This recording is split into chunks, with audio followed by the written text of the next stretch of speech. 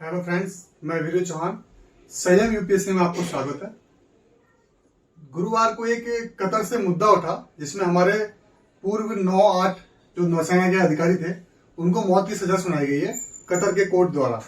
तो उसी के ऊपर ये वीडियो है और इसको देखते हैं कि क्या क्या पक्ष है इसके और क्या क्या तथ्य हैं और जो आरोप लगे हैं कहाँ तक सिद्ध हुए हैं और कहाँ तक उनकी कार्रवाई चल रही है। तो आइए वीडियो की शुरुआत करते हैं। तो वीडियो की हेडिंग आप देखते हैं। कतर में 8 भारतीय पूर्व नौसेना अधिकारियों को मौत की सजा से कैसे बचाएगी भारत सरकार। ठीक है, ये हेडिंग है। आगे अगस्त 2022 से गिरफ्तार थे, मतलब 2022 था तब से गिरफ्तार थे और 2023 से मतलब 1 साल उससे ऊपर हो गया है। और 8 भारतीय भारत मतलब जो नौसेना के अधिकारी थे उन 8 थे टोटल। भारत द्वारा इस फैसले को स्तब्धकारी मतलब होता है कि शॉकिंग तरीके से, शॉकिंग बोलते हैं वो, इंग्लिश में शॉकिंग होता है। इससे मतलब उनको हिला देने वाला वैसा।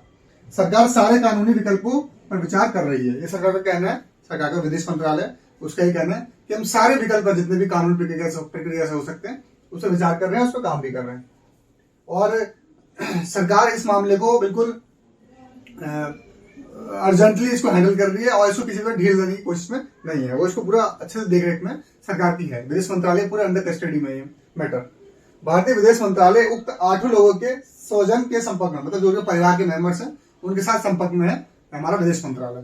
ठीक, कतर समाचार पत्रों की रिपोर्ट के मुताबिक 8 भारतीयों पर जासूसी के आरोप लगाए गए हैं। मतलब लगाए तो कौन से आरोप हैं? जासूसी, कि वो कतर के लिए, इंडिया के लिए कतर के खिलाफ जासूसी कर रहे थे। लेकिन ना तो कतर की ओर से और ना ही भारत के अधिकारियों ने आरोपों को सार्वजनिक किया है। मतलब जो हमारे दूतावास होते हैं, जो हमारा IFS ऑफिसर्स होते हैं वहां भी किसी ने अभी तक सार्वजनिक नहीं किया इनके जो लोग आरोप लगे।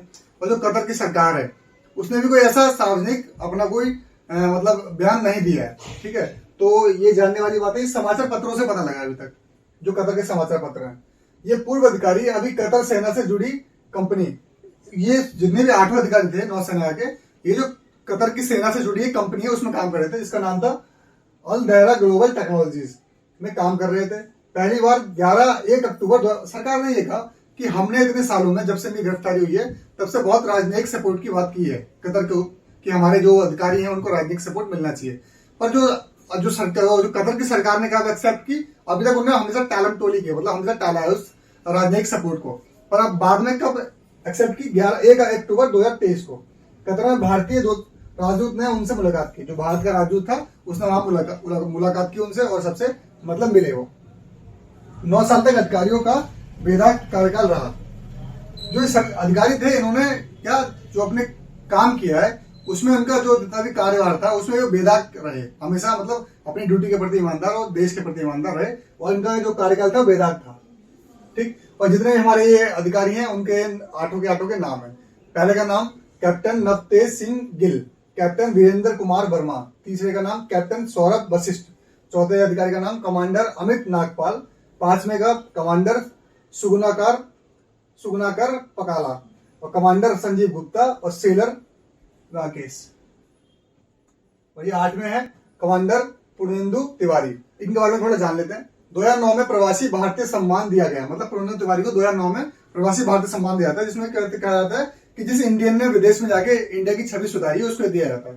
ठीक है, जो प्रवासी भारतीयों को दिया जाने वाला सर्वोच्च सम्मान है, मतलब इससे बड़ा कोई सम्मान नहीं है। अगर कोई इंडियंस बाहर जाके बच जाता है, NRI हो जाता है तब वह NRI या PIO के लिए इस सर्वोच्च सम्मान से सम्मानित होने वाले पहले भारतीय सशस्त्र बल, मतलब जो यूनिफॉर्म्स होती हैं जॉब्स, उसके पहले इंसान है जिनको ये सम्मान मिला है। Commander Tiwari ji Al Dahra global technologies and consultancy service के प्रबंध निदेशक थे, मतलब हेड थे। एक तरह अच्छी पोस्ट थी उनकी। इस वाली जो उनकी कंपनी थी, कौन सी, ये कंपनी भी कतर की सेना से संबंधित है। ठीक है, और जब वे भारतीय नौसेना का हिस्सा थे तब उन्होंने कई युद्धपोतों की कमान संभालते, मतलब बहुत सारे युद्धपोत थे उसकी कमान संभालते, उसके हेड थे।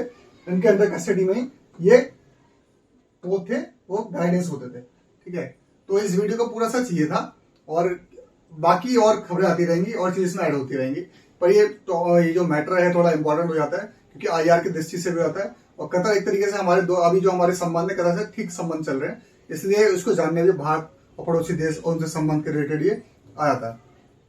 तो इस टॉपिक को थोड़ा ध्यान रखने की जरूरत है और थोड़ा ये जानने की जरूरत है कौन सी कंपनी में काम कर रहे थे और कौन लोग थे और किनको ये सम्मान मिला है। ये कुछ फैक्चर्स में जानने के लायक है। और बिल्कुल वैसे वीडियो में पूरा आपको देखना चाहिए एक नागरिक के, जिम्मेदार नागरिक के तौर पे, कि इस वीडियो में आगे आगे क्या कार्रवाई हो रही है और हमारे देश जो अधिकारी हैं उनको कैसे कैसे छुटकारा होगा वहां से, कतर से। ठीक है, तो इस वीडियो को यहीं समाप्त करते हैं। तब तक के लिए खुश रहिए, स्वस्थ रहिए। जय हिंद, जय भारत।